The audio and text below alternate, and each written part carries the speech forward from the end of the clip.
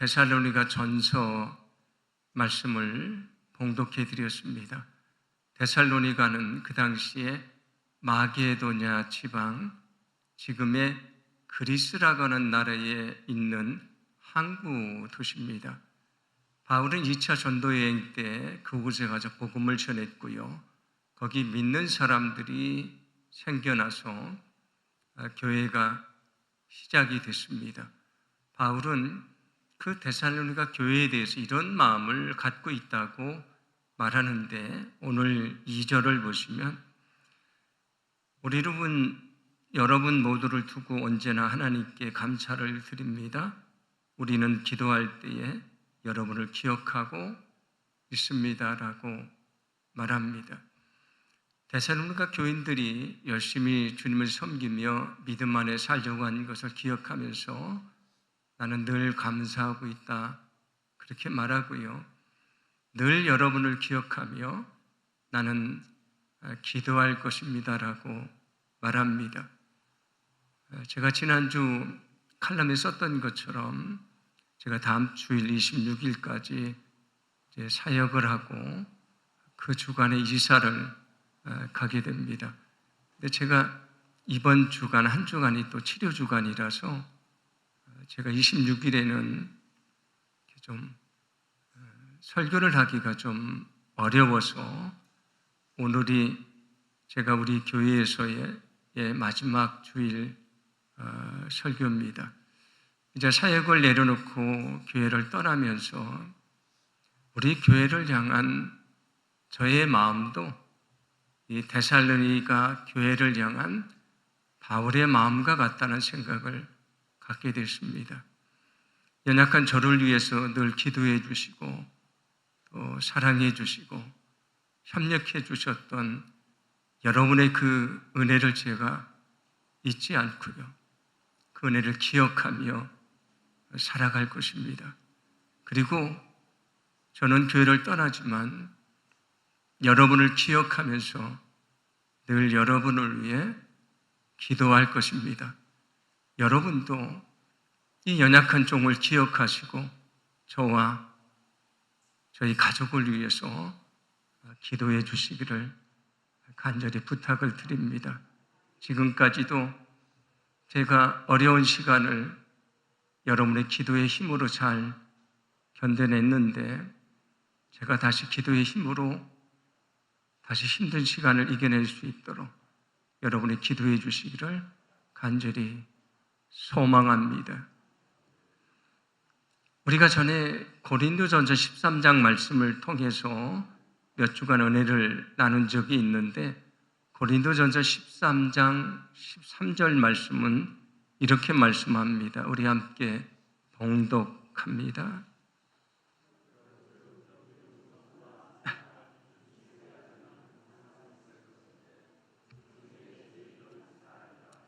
아멘. 믿음, 소망, 사랑은 영원한 것이다 라고 말씀을 합니다. 그 얘기는 우리가 살아가는 데 있어서 믿음, 소망, 사랑이 가장 중요한 것이다 라는 말씀이 됩니다. 바울은 오늘 데살로니가 교회를 향해서도 그 교회에 이 세 가지가 있었다고 말하는데, 오늘 3절입니다. 제가 다시 읽어드립니다. 너희의 믿음의 역사와 사랑의 수고와 우리 주 예수 그리스도에 대한 소망의 인내를 우리 하나님 기억함이니라. 공동체로 세워가야 되는데, 그렇게 세워가는데 가장 중요한 그것은 믿음과 사랑과 소망이라는 것입니다. 제가 여러분에게 마지막 주일 설교를 하면서 오늘 간곡히 부탁하려고 하는 것이 있습니다. 하나는 그 믿음을 가지고 서로 사랑하며 소망을 품고 살아가라고 하는 것입니다.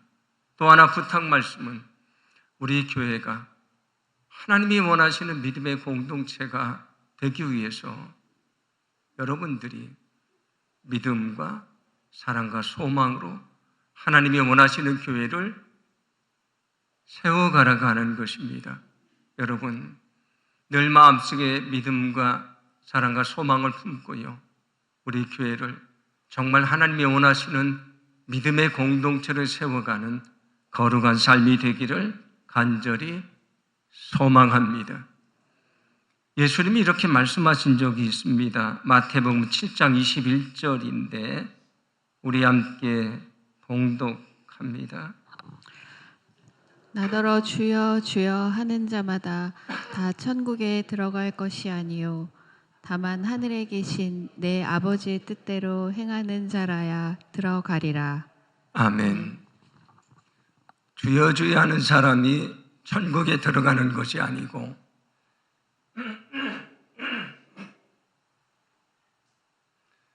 주님의 뜻대로 행하는 사람이 천국에 들어간다고 말씀해 주십니다.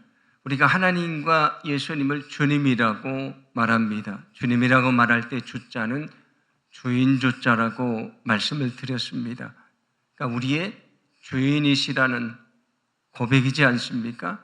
우리는 종이라는 고백이 됩니다. 종은 주인의 말을 따라야 됩니다. 만약에 종이 주인이라고 말하면서 그 말을 따르지 않으면 그는 종으로서의 삶을 살지 못하는 것이지 않습니까? 우리가 주님이라고 부르면서 그 말씀대로 살지 않으면 우리가 주님이라고 고백하는 그 고백은 진짜일 수가 없는 것입니다. 그래서 예수님도 뭐라고 말씀하시냐면 너희는 나를 주여 주여라고 하면서 왜 내 말을 행하지 않느냐 말씀을 합니다. 주님 주님이라고 말하면서 왜 내 말대로 살아가지 않느냐? 그 얘기는 너희가 내 말대로 살지 않으면 주님이란 너의 고백은 진짜가 아니라는 것입니다. 여러분 소망하기는 우리가 주님이라고만 고백하는 것이 아니고 정말 주님이라고 고백한 대로 살아가는 거룩한 삶이 되기를 간절히 소망합니다.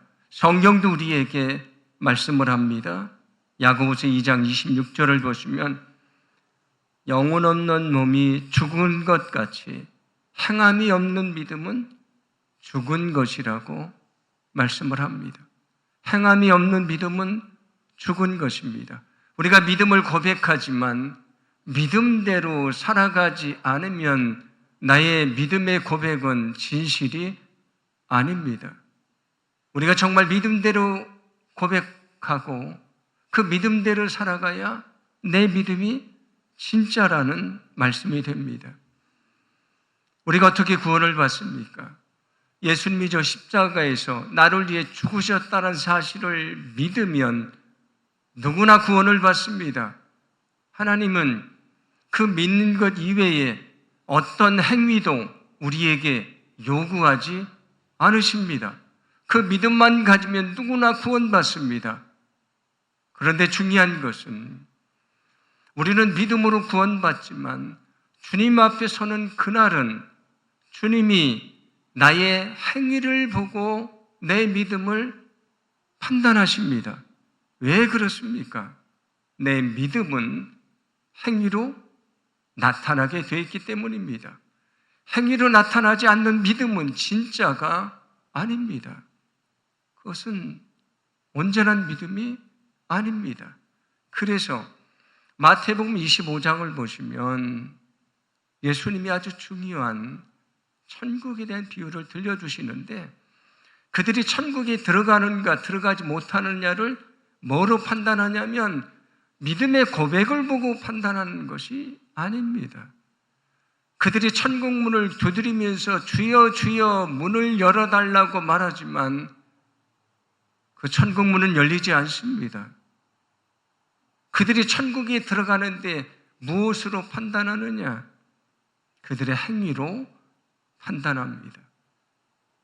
열 처녀의 비유를 보시면 무엇으로 판단하십니까? 기름을 준비했는가? 준비하지 않았는가를 보고 판단하십니다.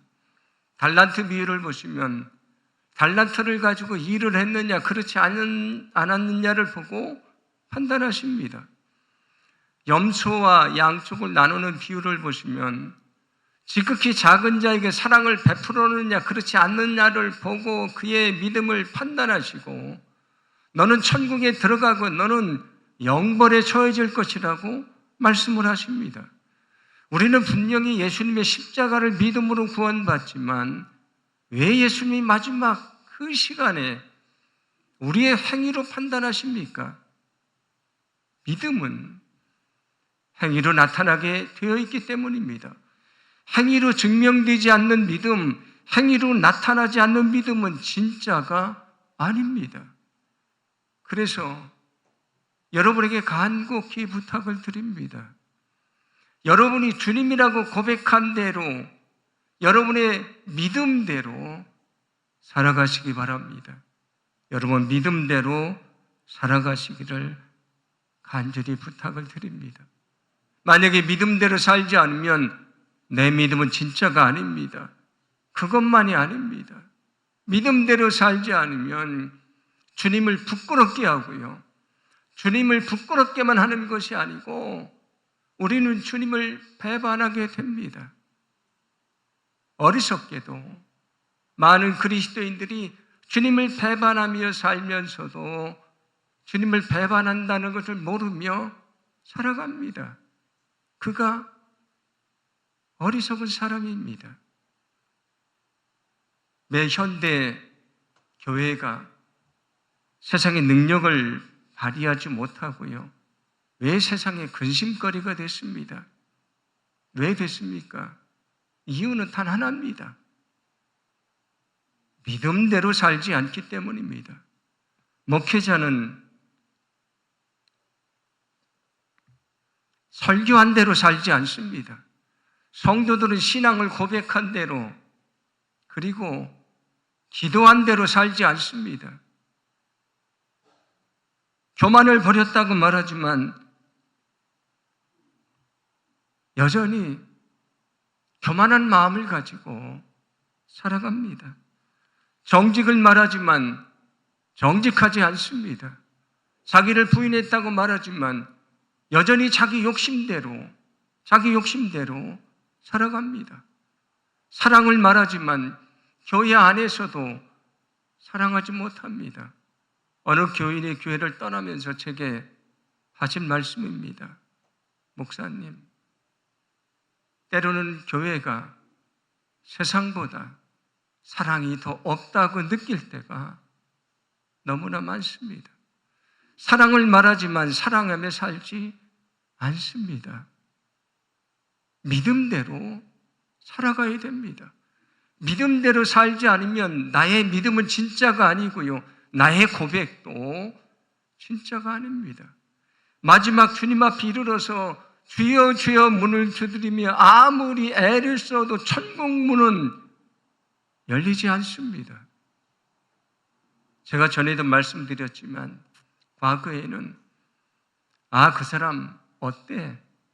그렇게 말하면 그 사람 예수 믿는 사람이야 라고 말하면 무슨 말입니까? 믿을 만한 사람이야, 틀림없는 사람이야, 정직한 사람이야 라고 생각을 했습니다. 요즘 시대에 그 사람 예수 믿는 사람이야 라고 말하면 그렇게 이해를 하나요? 그렇지 않습니다. 예수 믿는 사람들도 별것 아니라고 생각하고요. 오히려 믿지 않는 사람보다 더 못하다고 느끼기도 합니다. 왜 우리가 믿음을 가지고 살면서 주님을 부끄럽게 합니까? 우리가 믿음을 가지고 살면서 왜 교회를 부끄럽게 합니까? 왜 우리가 믿음을 가지고 살면서 하나님의 영광을 가립니까? 우리가 믿음대로 살지 않기 때문입니다. 제가 여러분에게 간곡히 부탁드립니다. 믿음대로 살아가십시오. 믿음을 배반하지 마십시오. 주님을 부끄럽게 하지 마십시오. 이 교회를 주님의 뜻 가운데 세워가기를 간절히 소망합니다. 그게 우리에게 주어진 사명이고요. 우리에게 기대하시는 삶인 것입니다.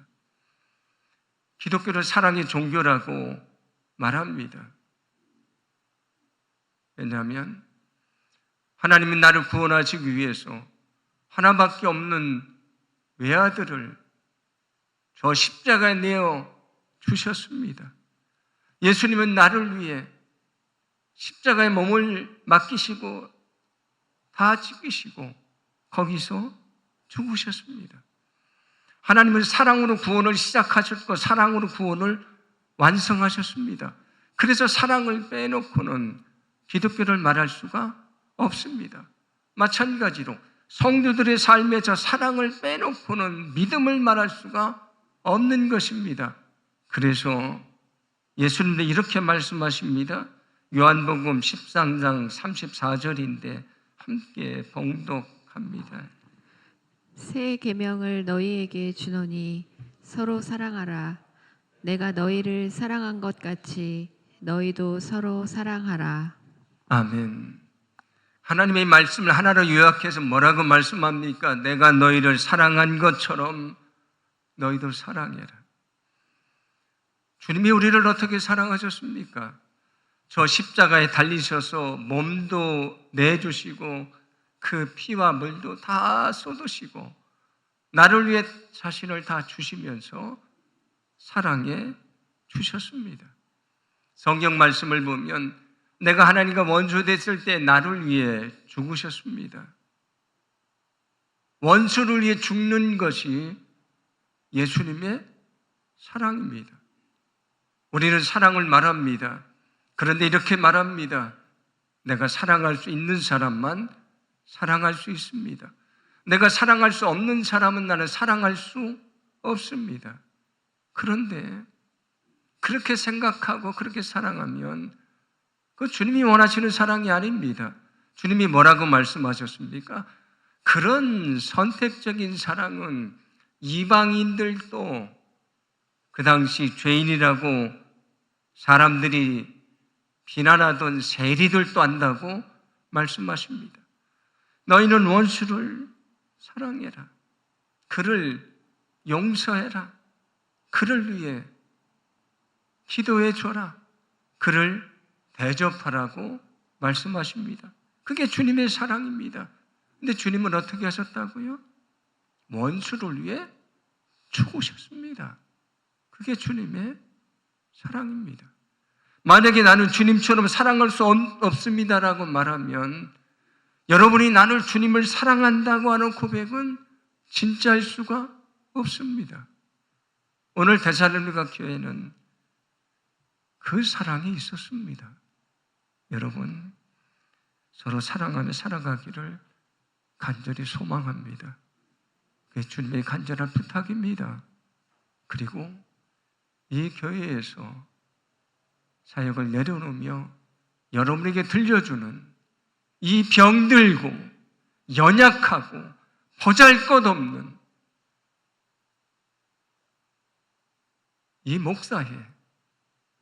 이 목사의 간절한 부탁입니다. 주님이 말씀하셨습니다. 요한일서 4장 20절 이렇게 말씀합니다. 누구든지 하나님을 사랑하노라 하고 그 형제를 미워하면 이는 거짓말하는 자니 보는 바 그 형제를 사랑하지 아니하는 자는 보지 못하는 바 하나님을 사랑할 수 없느니라. 여러분 하나님을 사랑하십니까? 하나님을 사랑하십니까? 하나님을 사랑하면 이웃을 사랑해야 됩니다. 이웃을 사랑하는 것은 원수도 사랑하는 것입니다.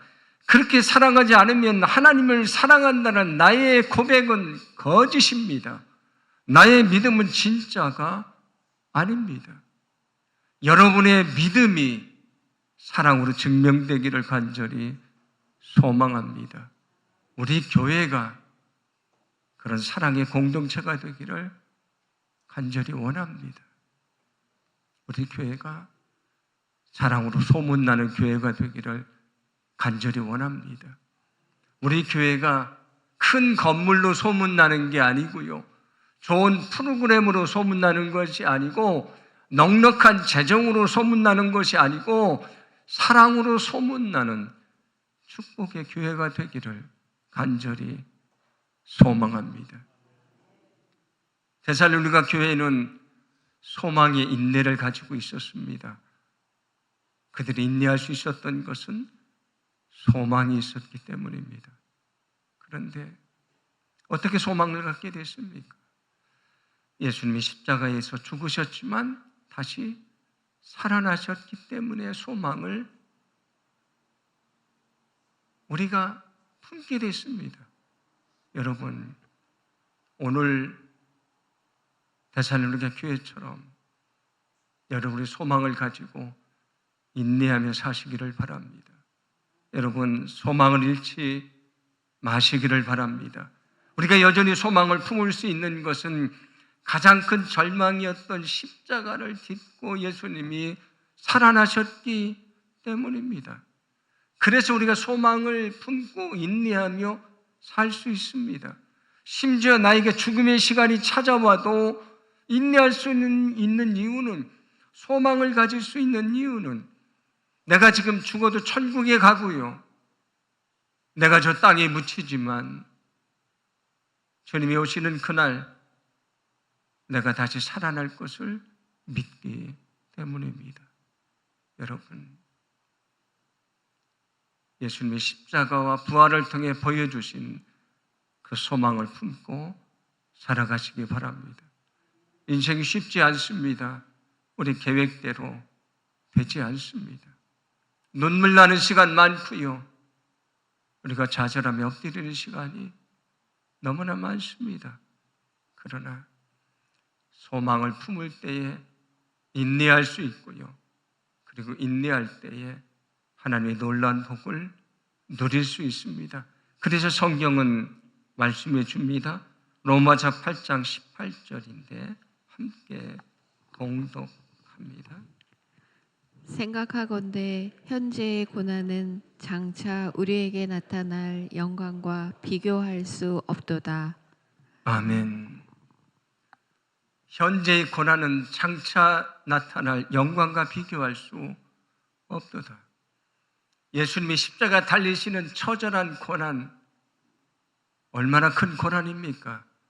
그러나 부활을 통해 이루신 인류를 구원하시는 일, 그 영광은 그 고난과 비교할 수 없는 것입니다. 누구에게나 인생의 어려움의 시간이 찾아옵니다. 그래도 저 십자가 예수님을 바라보시고 끝까지 소망을 잃지 않기를 간절히 원합니다. 우리가 소망이 있기 때문에 인내하게 될 것이고요, 인내할 때에 우리는 하나님의 영광을 보게 될 줄로 믿습니다. 오늘 데살로니가 전서 말씀을 본문으로 제가 택했는데, 이 본문을 가지고 제가 주일에 설교를 한 적이 있습니다. 지금부터 9년 전 제가 부임할 때 오늘 이 말씀을 가지고 제가 말씀을 전했습니다. 왜냐하면 우리가 신앙생활하는 데 있어서 믿음과 사랑과 소망이 가장 중요한 것을 알고 있었기 때문입니다. 하나님이 원하시는 교회를 세우기 위해서 우리에게 이 믿음과 사랑과 소망이 있어야 된다는 것을 확신했기 때문에 그때 이 본문을 가지고 여러분들과 말씀을 전했습니다. 이제 교회 사역을 내려놓으면서 마지막으로 어떤 말씀을 전할까 기도하는 중에 다시 이 말씀을 택하게 됐습니다. 왜냐하면 저는 여전히 우리 신앙생활에 있어서 믿음과 사랑과 소망이 가장 중요하다고 여기기 때문입니다. 우리 교회를 온전히 세워야 되는데 온전히 세우게 하는 것은 믿음과 사랑과 소망이라는 확신이 아직도 저의 마음속에 있기 때문입니다. 여러분에게 간곡히 부탁합니다. 믿음대로 살아가십시오. 믿음대로 살지 않아서 주님을 부끄럽게 하지 마십시오. 여러분 서로 사랑하며 살아가십시오. 세상 사람들과 똑같은 기준의 사랑이 아니고 원수도 사랑하라는 그 주님의 말씀처럼 그렇게 서로 사랑하며 살아가십시오. 여러분의 인생에 어떤 어려움이 찾아와도 결코 소망을 잃지 마십시오. 십자가를 바라보며 믿음의 길을 끝까지 가게 되기를 간절히 소망합니다.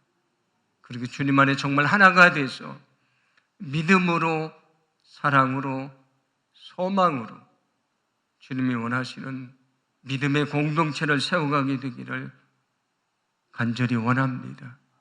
여러분의 사랑을 잊지 않겠습니다. 그리고 여러분을 위해서 늘 기도할 것입니다. 제가 힘들고 어려운 시간을 기도로 이겨냈던 것처럼 여러분도 저를 기억하며 기도해 주시기를 바랍니다. 우리는 언제 천국에 갈 것입니다. 그 천국에서 우리가 기쁨으로 만나서 하나님을 찬양하는 거룩한 축복이 있기를 간절히 소망합니다. 오늘 말씀을 기억하며 우리가 기도하기를 원합니다.